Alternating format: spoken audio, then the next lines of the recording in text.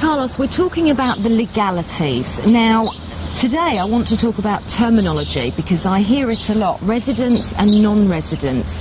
What's the differences and what should we be, or how do we know what we are?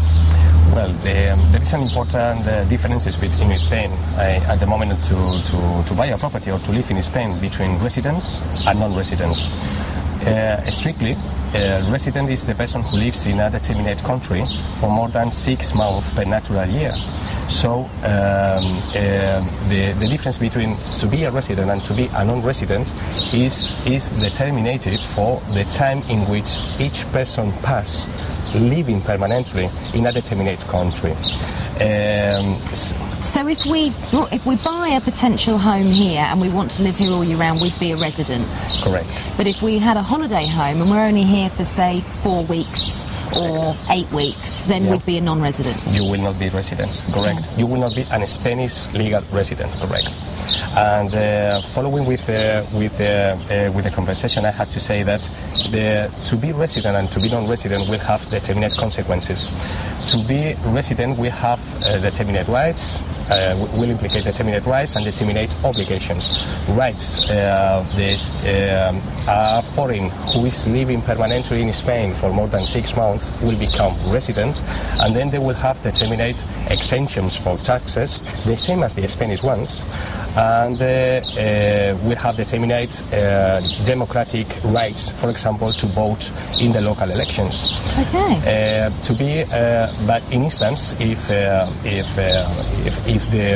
owner of the property is not living more than 6 months every year in that property, will not have these obligations, and of course will not have those rights. So. Right, okay. So say we do decide to become a resident and live here permanently or more than 6 months. I've also heard of the padron. Correct. What is the padron? Padron is something very similar to the electoral roll in UK. Okay. It is something which is automatically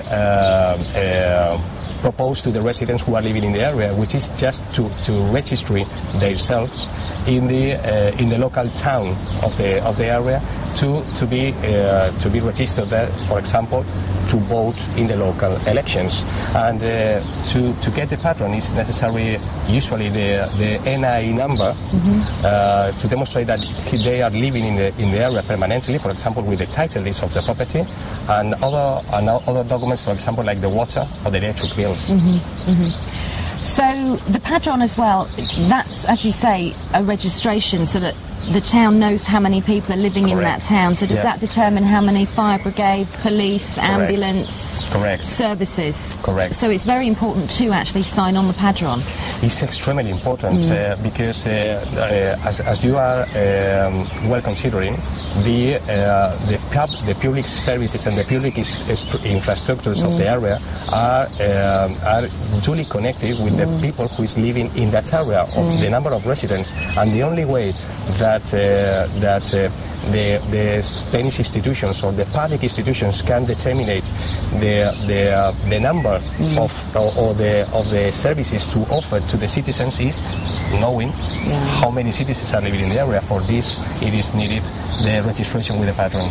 And obviously Spain has gone through sort of the last 30 years of growing and growing and growing, and then boom, boom, boom. Yeah. They need all the help they can get to control of course. What's happening over here, really. Yeah.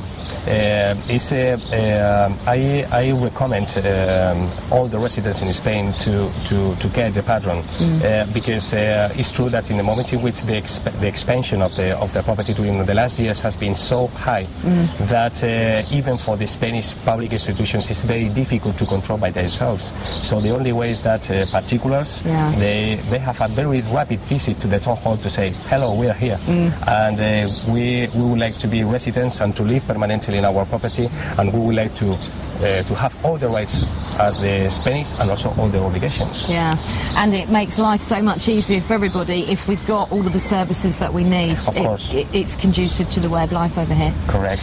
Juan Carlos, thank you for that, and we'll speak some more next week. You're always welcome.